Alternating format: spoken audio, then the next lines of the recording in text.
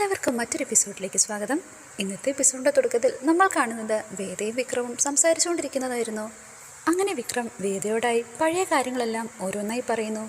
താൻ മരിക്കാനായി തീരുമാനിച്ച ആ രാത്രിയിൽ മദ്യത്തിൽ വിഷം കലർത്തി നടന്നു ചെന്ന് വീണത് ശ്രീകാര്യം ശ്രീനിവാസൻ്റെ വണ്ടിയുടെ മുമ്പിലായിരുന്നു. അങ്ങനെ ശ്രീനിവാസൻ വിക്രമിനെ ഹോസ്പിറ്റലിൽ അഡ്മിറ്റ് ചെയ്യുന്നു. ഈ സമയം ശ്രീനിവാസൻ വിക്രമിൻ്റെ അരികിലിരുന്ന് സ്വയം പരിചയപ്പെടുത്തുകയാണ്. ഞാനൊരു രാഷ്ട്രീയക്കാരനാണ്. കുറച്ച് കള്ളക്കടത്തും സ്പിരിറ്റ് കച്ചവടവും പൈസ കടം കൊടുക്കലും അങ്ങനെ എല്ലാം തന്നെയുണ്ട്. പക്ഷേ കഞ്ചാവ് നമ്മളുടെ മേഖലയല്ല. നമ്മുടെ ജീവൻ സ്വയം അവസാനിപ്പിക്കാൻ നമുക്ക് ആർക്കും തന്നെ അർഹതയില്ല. നമ്മളെക്കൊണ്ട് ഉപകാരമുള്ള എത്രയോ ആളുകൾ ഈ ലോകത്തുണ്ടെന്ന് വിക്രമിന് അറിയുമോ? നമ്മളതൊന്നും മനസ്സിലാക്കുന്നില്ലെന്ന് മാത്രം. വിക്രമിന് ഓക്കെ ആണെങ്കിൽ എൻ്റെ കൂടെ നിൽക്കാമെന്ന് ശ്രീനിവാസൻ പറയുന്നു. എന്നാൽ ഈ വാഗ്ദാനം വിക്രമാകട്ടെ നിരസിക്കുന്നുമില്ല. അങ്ങനെ വിക്രം ശ്രീനിവാസൻ്റെ കൂടെ കൂടുന്നു. ഇതെല്ലാം കേട്ടുകൊണ്ട് നിന്ന വേദ, അപ്പോൾ അങ്ങനെയാണ് നിങ്ങൾ ശ്രീനിവാസൻ്റെ കൂടെ കൂടിയത് അല്ലേ? നിങ്ങളെ മരണത്തിൽ നിന്ന് രക്ഷിച്ചു എന്നുള്ള കടപ്പാടാണോ? അപ്പോൾ അതാണ് ഈ കമ്മിറ്റ്മെൻറ്റിൻ്റെ കാരണം. വേദയ്ക്ക് മറുപടി കൊടുക്കാതെ നിൽക്കുന്ന വിക്രമിനോട് എന്താ ശരിയല്ലേ എന്ന് ചോദിക്കുമ്പോൾ, എൻ്റെ ജീവന് അത്രയ്ക്ക് ഞാൻ വില കൊടുത്തിരുന്നെങ്കിൽ അത് അവസാനിപ്പിക്കാൻ ശ്രമിക്കുമായിരുന്നു. അപ്പോൾ അതല്ലെങ്കിൽ പിന്നെന്താണ് ഒരിക്കലും വിട്ടുപോകാത്ത ഈ ആത്മബന്ധത്തിൻ്റെ കാരണമെന്ന് വേദ തിരക്കുന്നു. വേദ തുടരുകയാണ്. ജയിലിൽ നിന്നിറങ്ങിയ നിങ്ങൾക്ക് ഒരു തെളിച്ചമുള്ള ജീവിതം സമ്മാനിക്കുകയല്ല അയാൾ ചെയ്തത്. പകരം അയാളുടെ തെറ്റുകളുടെ കൂടെ നിർത്തുകയാണ് ഉണ്ടായത്. അങ്ങനെ ഒരാൾ നിങ്ങളെ ഉപയോഗിക്കുകയാണെന്ന് എന്താ മനസ്സിലാക്കാതിരുന്നത്? മറുപടിയായി വിക്രം, എനിക്കിതുവരെ അങ്ങനൊരു തോന്നലുണ്ടാകാത്തത് കൊണ്ട് അതാണ് കാരണം. ശ്രീനിസാർ ഒരിക്കലും എന്നെ ആ വഴിയിലേക്ക് കൂട്ടിയതല്ല, ഞാൻ സ്വയമേ ചെന്നതാണെന്ന് വിക്രം പറയുന്നു. ഒരുപാട് പാവപ്പെട്ടവർ അതിൻ്റെ ഗുണം അനുഭവിക്കുന്നുണ്ടെന്ന് സ്വയം തോന്നിയതുകൊണ്ടാണ് ഞാൻ സാറിൻ്റെ കൂടെ കൂടിയതെന്ന് വിക്രം. ഇത് വിക്രം മുമ്പൊരിക്കൽ എന്നോട് പറഞ്ഞതല്ലേ എന്ന് വേദ. ഈ ഒരു ജീവിതം നയിക്കുന്ന എല്ലാവർക്കും ഉണ്ടാവും ചാരിറ്റിയുടെ ഇങ്ങനൊരു വേർഷൻ എന്നാണ് വേദ പറയുന്നത്. അവർ ചെയ്യുന്ന പാപത്തിൻ്റെ കറകളെല്ലാം കഴുകി കളയാൻ ഉപയോഗിക്കുന്ന ഒരു തന്ത്രം മാത്രം. ഇത് കേൾക്കുന്ന വിക്രം, ചിലപ്പോൾ ആവാം, പക്ഷേ അവർ ചെയ്യുന്നത് അങ്ങനെയാണെന്ന് ഇന്നേ വരെ എനിക്ക് തോന്നിയിട്ടില്ല. ഈ സമയം വിക്രമിനോടായി വേദ ഒരു ചോദ്യം ഉന്നയിക്കുന്നു. നിങ്ങൾക്ക് എന്തെങ്കിലും തെറ്റിലപ്പോൾ പശ്ചാത്താപം തോന്നിയിട്ടുണ്ടോ? ശ്രീകാര്യം ശ്രീനിവാസന് വേണ്ടി ചെയ്ത തെറ്റുകളാവണ്ട, സ്വയമായുള്ള ഏതെങ്കിലും തെറ്റുകൾ. അതും സ്വന്തം അച്ഛൻ്റെ റിട്ടയർമെൻറ്റ് വേള തന്നെ മോശമാക്കാനായി അച്ഛൻ്റെ ബാഗിൽ മയക്കുമരുന്ന് വെക്കുമ്പോൾ നിങ്ങൾക്ക് യാതൊരു കുറ്റബോധവും തോന്നിയില്ലെന്ന് ദേഷ്യത്തോടെ വേദ ചോദിക്കുന്നു. ഇത് കേട്ടതും വിക്രം നിർത്തടിയെന്ന് വേദയോട് ദേഷ്യത്തോടെ പറയുന്നു. എന്താ, ഞാൻ ചോദിച്ചത് ശരിയല്ലേ? ലോകത്ത് ആരോട് എന്തൊക്കെ തെറ്റ് ചെയ്താലും ഒരു കുറ്റബോധം തോന്നില്ലായിരിക്കും.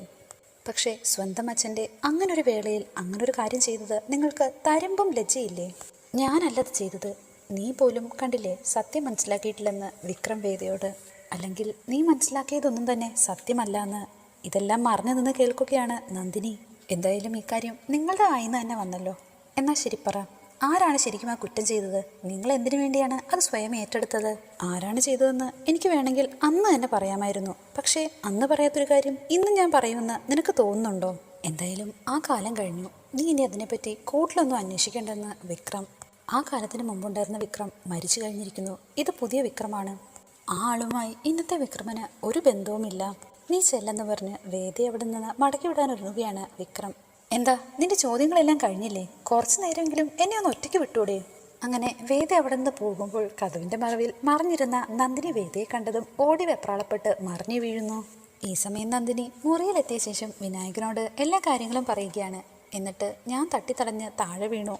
എന്തൊരു വേദനയാണെന്നറിയുമോ? ഇപ്പോഴും മാറിയിട്ടില്ല. അത് വിട്, നീ അവർ തമ്മിൽ എന്താ സംസാരിച്ചതെന്ന് പറയാൻ വിനായകൻ ആവശ്യപ്പെടുന്നു.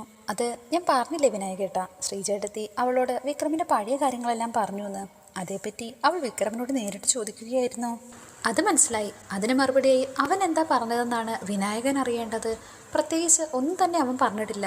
എന്നാലും കേട്ടതെല്ലാം തന്നെ സത്യമല്ലെന്നാണ് അവൻ പറയുന്നത്. അവൻ അങ്ങനെ പറഞ്ഞു എന്ന് സംശയരൂപേണ വിനായകൻ ചോദിക്കുമ്പോൾ, കള്ളന്മാരല്ലേലും അങ്ങനല്ലേ പറയത്തുള്ളൂ. അച്ഛൻ്റെ ബാഗിൽ അന്ന് കഞ്ചാവ് ഒളിപ്പിച്ച സംഭവമൊക്കെ ഇല്ലേ, അതിനെപ്പറ്റിയാണ് അവൻ സംസാരിച്ചുകൊണ്ടിരുന്നതെന്ന് നന്ദിനി പറയുന്നു. അല്ല, അവന് അതിനാരെങ്കിലും സംശയമുണ്ടോ എന്ന് പറഞ്ഞതായി വിനായകൻ ചോദിക്കുന്നു. അങ്ങനെയൊന്നും പറഞ്ഞില്ലെന്ന് നന്ദിനി പറയുമ്പോൾ, ഉറപ്പാണോ എന്ന് വിനായകൻ എടുത്തു ചോദിക്കുന്നു. ഇത് കേൾക്കുന്ന നന്ദിനി, അല്ല ഇതൊക്കെ നിങ്ങളെന്തിനാ അന്വേഷിക്കുന്നത്? മറുപടിയായി വിനായകൻ, അല്ല ഇനി അവനല്ല അത് ചെയ്തതെങ്കിൽ മറ്റാരാണത് ചെയ്തതെന്നറിയാമോ എന്നറിയാൻ വേണ്ടി ചോദിച്ചതാണെന്ന് പറയുന്നു. അവൻ്റെ വാക്കിൽ നിന്ന് എന്തെങ്കിലും സൂചന കിട്ടിയിട്ടുണ്ടോ എന്ന് ഇടയ്ക്കിടയ്ക്ക് വിനായകൻ ചോദിക്കുന്നുണ്ട്. ഇങ്ങനെ കുത്തി കുത്തി ചോദിക്കുന്ന കേട്ടിട്ട് നിങ്ങൾക്കതുമായിട്ട് എന്തോ കണക്ഷൻ ഉണ്ടെന്ന് തോന്നുന്നല്ലോ എന്ന് നന്ദിനി വിനായകനോട്. കണക്ഷനോ? എനിക്കോ? നീ എന്താടി പറയുന്നതെന്ന് വിനായകൻ. ഞാൻ വെറുതെ ക്യൂരിയോസിറ്റി കൊണ്ട് ചോദിച്ചതാണെന്നാണ് വിനായകൻ പറയുന്നത്. ഹാ, അങ്ങനെയാണെങ്കിൽ നിങ്ങൾക്ക് കൊള്ളാമെന്ന് നന്ദിനി പറയുന്നു. ഈ സമയം വിനായകൻ്റെ ഫോണിലേക്ക് ഒരു കോൾ വരുന്നുണ്ട്. കോൾ കണ്ടതും വിനായകൻ നന്ദിനിയോടായി പറയുന്നു, ആ ശ്രീകാന്ത് സാറാണ്. കോൾ എടുത്തോണ്ടും തന്നെ ശ്രീകാന്ത് പറയുന്നത് അങ്ങോട്ട് ചെയ്താൽ മതി, ഇങ്ങോട്ട് തിരിച്ച് ഒന്നും തന്നെ പറയണ്ട. കാര്യങ്ങളെല്ലാം തന്നെ വിനായകനോട് പറഞ്ഞ ശേഷം ശ്രീകാന്ത് ഈ പറഞ്ഞതിൽ നിന്ന് ഒരു വ്യത്യാസം നടത്താതെ കാര്യങ്ങളെല്ലാം തന്നെ നടത്തണം. മടിക്കുന്ന ഭാവത്തിൽ വിനായകൻ, സാറേ അത് പിന്നെ ഒന്നും പറഞ്ഞിട്ട് കാര്യമില്ല, എങ്ങനെയും നടത്തിയെടുക്കണമെന്ന് താക്കീത് കൊടുക്കുന്നു. ഈ സമയം ഇതെല്ലാം കേട്ടുകൊണ്ടിരുന്ന നന്ദിനി എന്താ ശ്രീകാന്ത് സാറ് പറഞ്ഞതെന്ന് വിനായകനോടായി ചോദിക്കുന്നു. പറയാനായി മടിക്കുന്ന വിനായകനോട് എന്താ വല്ല കുഴപ്പമുള്ള കാര്യമാണെന്ന് നന്ദിനി ചോദിക്കുമ്പോൾ അതിൽ നിന്ന് ഒഴിഞ്ഞു മാറുകയാണ് വിനായകൻ. യാതൊരുവിധ കുഴപ്പമില്ലെന്ന് വിനായകൻ പറയുമ്പോൾ എങ്കിൽ പിന്നെ പറയാൻ നിങ്ങൾക്ക് എന്താ എത്ര ബുദ്ധിമുട്ട്, ഇത് വേറൊന്നുമല്ല ഒരു ചിട്ടിയുടെ കാര്യമാണെന്നാണ് വിനായകൻ പറയുന്നത്. സാറിൻ്റെ ഒരു ഫ്രണ്ടിന് ടൗണിൽ ഒരു സ്ഥലമുണ്ട്, അവിടെ ഫ്ലാറ്റ് പണിത് വിൽക്കുന്നുണ്ട്, ഒരു സിംഗിൾ BHK. മാസം 10,000 രൂപ ചിട്ടി ചേർന്ന് 20 വർഷം കൊണ്ട് വീട്ടുന്ന പരിപാടി. ഫ്ലാറ്റ് ഉറപ്പായിട്ടും കിട്ടുമെന്ന് ചോദിക്കുമ്പോൾ ആദ്യത്തെ 5 കൊല്ലം കഴിഞ്ഞിട്ട് കിട്ടുമെന്ന് വിനായകൻ പറയുന്നു. നമുക്ക് ചേർന്നാലോ എന്ന് നന്ദിനി പറയുമ്പോൾ നമുക്ക് വേണ്ട, നമുക്ക് മാക്സിമം ആൾക്കാരെ ചേർത്ത് കൊടുത്താൽ മതിയെന്നാണ് വിനായകൻ പറയുന്നത്. വിശ്വട്ടിനത് ചേരുമെന്ന് നന്ദിനി പറയുമ്പോൾ നീ വാ നമുക്കെന്തായാലും ഒന്ന് പറഞ്ഞു നോക്കാമെന്ന് വിനായകൻ. പക്ഷേ ശ്രീകാന്ത് സാറിൻ്റെ ഫ്രണ്ടിനെയാന്ന് പറഞ്ഞാൽ ആ വേദയത് ഉടക്കി നിർത്തും, അങ്ങനെയെങ്കിൽ ആ കാര്യം പറയാതിരുന്നാൽ പോരെയെന്ന് നന്ദിനി. അപ്പോൾ പറയണ്ടല്ലേ എന്ന് വിനായകൻ. അതേ എന്ന് നന്ദിനി. അല്ലെങ്കിലും എല്ലാ കാര്യവും ഇതിനാ അവളോട് വിസ്തരിക്കാൻ പോകുന്നത്. ഈ സമയമാകട്ടെ ശ്രീജ വിശ്വന് വെള്ളം വേണമെന്ന് പറഞ്ഞത് കാരണം അങ്ങോട്ടേക്ക് കൊണ്ടു കൊടുക്കുകയാണ്. വിശ്വൻ്റെ വെപ്രാളം കാണുന്ന ശ്രീജ വിശ്വട്ടിന് എന്തെങ്കിലും പ്രശ്നമുണ്ടോ എന്ന് ചോദിക്കുന്നു. നീ ഇവിടെ ഇരിക്കുക, എനിക്ക് പുതിയൊരു കാര്യം പറയാനുണ്ടെന്ന് പറഞ്ഞ് ശ്രീജയെ പിടിച്ച് കട്ടിലിരുത്തുന്നു. എന്താണെന്ന് വെച്ചാൽ നിങ്ങൾ വേഗം പറ, നിങ്ങളുടെ മട്ടും ഭാവം കണ്ടിട്ട് എനിക്ക് പേടിയാവുന്നുണ്ടെന്ന് ശ്രീജ. എനിക്കൊരു കാര്യം പറയാനുണ്ട് നിന്നോട്, ഇവിടെ വേറെ ആരോടും തന്നെ ഞാനത് പറഞ്ഞിട്ടില്ല. ആദ്യം നിന്നെ അറിയിക്കാമെന്ന് കരുതി. അതായത് എറണാകുളത്തെ ഒരു സീറ്റിൻ്റെ കമ്പനിയാണ് എൻ്റേതെന്നല്ലേ ഞാൻ പറഞ്ഞിരിക്കുന്നത്. എന്നാൽ യഥാർത്ഥ മുതലാളി അയാളല്ല, കുറച്ചു കാലത്തേക്ക് അയാളെ നോക്കി നടത്തുന്നതേ ഉള്ളൂ. കമ്പനി വാങ്ങിയിട്ടുള്ളത് മറ്റൊരാളാണ്. അതിനെന്താണെന്ന് ശ്രീജടുത്ത് ചോദിക്കുമ്പോൾ അത് വേദയുടെ ചേട്ടനാണെന്ന് വിശ്വേട്ടൻ പറയുന്നു. അതുകൊണ്ട് തന്നെ ഇനി മുതൽ ശ്രീകാന്ത് ആയിരിക്കും ഓഫീസിലേക്ക് വരുന്നത്. ഇത് കേൾക്കുന്ന ശ്രീജ വെപ്രാളത്തോടെ അയ്യോ അത് കുഴപ്പമാകുമല്ലോ, വിശ്വേട്ടനെ ആ ജോലി തുടരാനായിട്ട് അയാൾ സമ്മതിക്കുമോ? അങ്ങനൊരു കുഴപ്പം വരാൻ വഴിയില്ലെന്നാണ് വിശ്വം പറയുന്നത്. കാരണം ജനറൽ മാനേജറോട് ഞാൻ കാര്യം പറഞ്ഞിട്ടുണ്ട്, അയാൾ പറഞ്ഞത് ഇതെല്ലാം ശ്രീകാന്തിന് അറിയാവുന്നതാണ്. ഇനിയിപ്പോൾ സേട്ടിൻ്റെ കയ്യിൽ നിന്ന് കമ്പനി മുഴുവനായിട്ട് വാങ്ങിയിട്ട് എന്തെങ്കിലും തീരുമാനിക്കാൻ എന്ന് വല്ലതും ആയിരിക്കുമോ? തനിക്ക് ഒന്നും തന്നെ അറിയില്ലെന്ന് വിശ്വം പറയുന്നു. ജോലിക്ക് എന്തായാലും പ്രശ്നമൊന്നും ഇല്ലെന്നാണ് തോന്നുന്നത്. ഇപ്പോൾ ശ്രീജ വിശ്വനോടെ ചോദിക്കുന്നു, പക്ഷേ ഈ കാര്യം അച്ഛനറിഞ്ഞാൽ ഒരിക്കലും തന്നെ ജോലിക്ക് പോകാൻ സമ്മതിക്കില്ലല്ലോ എന്ന് വിശ്വനും പറയുന്നു. അല്ലെങ്കിൽ പിന്നെ ജോലി ഉപേക്ഷിക്കണം, എനിക്ക് പിന്നെ വേറെ എവിടെയെങ്കിലും ജോലി നോക്കിയാലോ എന്ന് ശ്രീജ പറയുമ്പോൾ ഇത്രയും കാലം എന്താ നടന്നതെന്ന് നിനക്കറിയാവുന്നതല്ലേ, അതുകൊണ്ട് തൽക്കാലം നമുക്കിത് ആരോടും തന്നെ പറയണ്ട. അങ്ങനെ ആ ദിവസം കഴിയുന്നു. പിറ്റേന്ന് രാവിലെ ഓഫീസിൽ പോകാനായിട്ട് റെഡിയാവുകയാണ് വിശ്വൻ. ഈ സമയം അങ്ങോട്ടേക്ക് വിനായകനും നന്ദിനിയും കൂടെ വരുന്നു. വിശ്വനെ കണ്ടതും പതിവില്ലാതെ ഗുഡ് മോർണിംഗ് ഒക്കെ പറയുന്നു. ഇതെല്ലാവരുടെയും ശ്രദ്ധയിൽപ്പെടുന്നു. ഇത് കേൾക്കുന്ന കമല ഇതെന്താ ഇപ്പോൾ പതിവില്ലാത്തൊരു ഗുഡ് മോർണിംഗ് ഒക്കെ? മറുപടിയായി വിനായകൻ, അതായത് പ്രധാനപ്പെട്ടൊരു കാര്യം പറയാനുണ്ട്, അതിന് ആമുഖമായി ഗുഡ് മോർണിംഗ് പറഞ്ഞതന്നേ ഉള്ളൂ. ഇത് കേൾക്കുന്ന കമല ആ അങ്ങനെ വരട്ടെ, കേട്ടില്ലേ വിശ്വം? ഇത് കേൾക്കുന്ന നന്ദിനി അയ്യോ അമ്മ ഇത് വിനയേട്ടന് ഗുണമുള്ള കാര്യമൊന്നുമല്ല, വിശ്വേട്ടന് പക്ഷേ നല്ലതിനാണെന്ന് പറയുന്നു. ഇത് കേൾക്കുന്ന ശ്രീജ എന്നാ എന്താ കാര്യമെന്ന് പറ. അതിപ്പോൾ ശ്രീജടുത്തി ഒരു സ്ഥലക്കച്ചവടത്തിൻ്റെ കാര്യമാണ്. നന്ദിനി ഇത് പറഞ്ഞതും വിനായകൻ്റെ നെറുകയിൽ ആഹാരക്കായിരുന്നു. ഇത് കേൾക്കുന്ന വിശ്വേട്ടനാകട്ടെ സ്ഥലക്കച്ചവടമോ? ഞാനോ? അതല്ല, വിശ്വേട്ടനെ ശ്രീജടുത്തിയുടെ പേരിൽ ഒരു അപ്പാർട്ട്മെൻറ്റ് സ്വന്തമാക്കാനായിട്ടുള്ള ഒരു പരിപാടിയാണ്.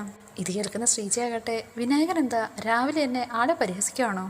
ഇത് കേൾക്കുന്ന നന്ദിനി അയ്യോ അങ്ങനെയല്ല, നിങ്ങളെന്തായാലും മുഴുവൻ കേൾക്ക്. മറുപടിയായി വിശ്വം എങ്കിൽ പിന്നെ നിങ്ങൾ പറ.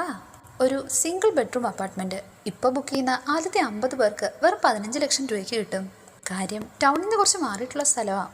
ഇത് കേൾക്കുന്ന വിശ്വേട്ടൻ എടാ എൻ്റെ കയ്യിൽ അതിന് എവിടുന്നാ ഇത്രയും രൂപ? അതെ അതെനിക്കറിയാമെന്ന് വിനായകൻ. അതുകൊണ്ടാണല്ലോ ഇങ്ങനൊരു പ്ലാൻ കണ്ടപ്പോൾ ഞാൻ വിശ്വേട്ടനോട് പറഞ്ഞത്. വിനായകൻ തുടരുകയാണ്, ഒരു വലിയ ബിൽഡിംഗ് ഗ്രൂപ്പാണ് ഇത് ചെയ്യുന്നത്. 1, 2, 3 മുറികളുള്ള 50 അപ്പാർട്ട്മെൻറ്റ് വീതം 10 ടവറുകൾ. അതിനുള്ളിൽ തന്നെ സൂപ്പർ മാർക്കറ്റും മറ്റു സൗകര്യങ്ങളും എല്ലാം തന്നെ ഉണ്ടാവും. 5 വർഷം കൊണ്ട് പണിയും തീരും. ഇപ്പോൾ അവർ തുടങ്ങുന്നൊരു ചിട്ടി ചേരുക 10,000 രൂപയാണ് മാസത്തുക. പക്ഷേ കിഴിവ് കഴിഞ്ഞ് ഏതാണ്ട് 75 രൂപ അടച്ചാൽ മതിയാകും. 10 ലക്ഷം രൂപയാണ് ചിട്ടി. നറുക്കെട് കിട്ടിയാൽ അത് അവിടെ തന്നെ നിക്ഷേപിക്കാം. 10 വർഷം കഴിയുമ്പോൾ ചിട്ടി അടച്ചു കഴിയും. ബാക്കി തുക കൊടുത്ത് ആ ഫ്ലാറ്റ് നമുക്ക് സ്വന്തമാക്കാം. ഇനി അഥവാ കിട്ടിയില്ലെങ്കിൽ തന്നെ അത്രയും കാശ് അവിടെ തന്നെ ഉണ്ടാവുമല്ലോ. ഈ സമയം അങ്ങോട്ടേക്ക് വേദ വരികയാണ്. ഇതെല്ലാം കേട്ടിട്ട് ആലോചിച്ചിരിക്കുന്ന വിശ്വേട്ടനോടായി വിനായകൻ കൂടുതലൊന്നും ആലോചിക്കാനില്ല, എന്തായാലും ഒരു ചിട്ടി തുടങ്ങി വെക്ക്. ഇത് കേട്ടുകൊണ്ട് അങ്ങോട്ടേക്ക് വന്ന വേദ എന്താ ശ്രീജേട്ടത്തിനെന്ന് കാര്യം തിരക്കുമ്പോൾ വിനായകൻ ദേഷ്യത്തോടെ ഇനി എന്താ ഇക്കാര്യത്തിന് നിന്റെ അനുമതിയും വേണോ? ഈ സമയം കമല വിഷ്ണുവോടായി പറയുന്നു നിന്റെ ശമ്പളം കൊണ്ട് ഇത് ചെയ്യാൻ കഴിയുമെങ്കിൽ അത് നല്ലതായിരിക്കും വിശ്വം. ഇങ്ങനെ എന്തെങ്കിലുമൊക്കെ ചെയ്തു വെച്ചാലേ ഭാവിയിൽ ഉപകാരം ഉണ്ടാവുള്ളൂ. അതെ, അത് തന്നെയാണ് ഞാനും പറഞ്ഞതെന്ന് ഇടയ്ക്ക് കയറി വിനായകൻ പറയുന്നു.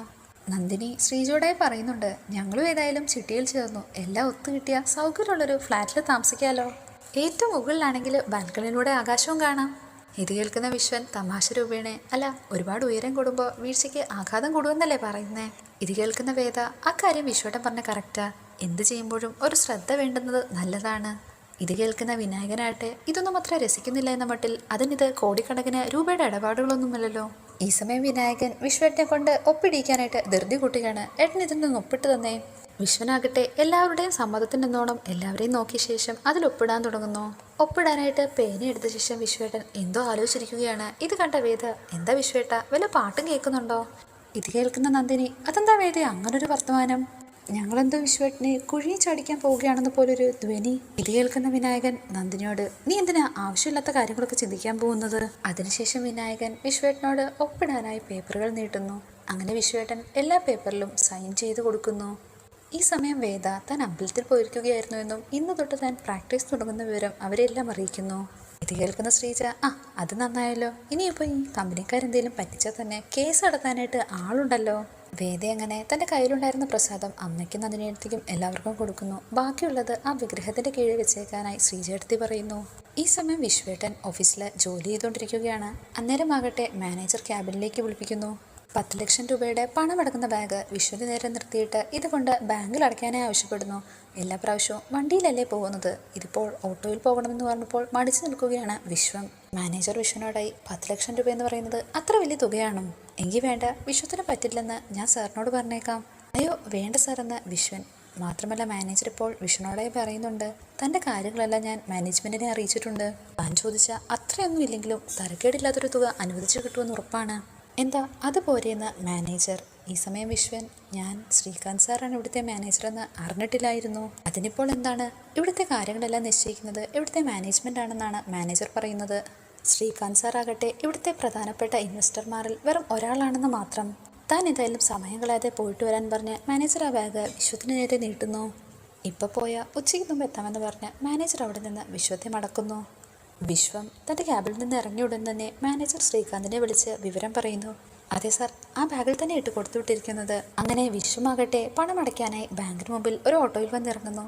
ഈ സമയം ഒരു മനുഷ്യൻ ബാങ്കിൻ്റെ ഫ്രണ്ടിൽ കുഴിഞ്ഞു വീഴുന്നത് കണ്ട് അത് സഹായിക്കാൻ എത്തുകയാണ് വിശ്വം. ആ സമയത്താകട്ടെ ബാഗ് നിലത്ത് വെക്കുകയും ചെയ്തു. ഇതോടുകൂടി ഇന്നത്തെ എപ്പിസോഡ് അവസാനിച്ചിരിക്കുന്നു. Please like, share and subscribe.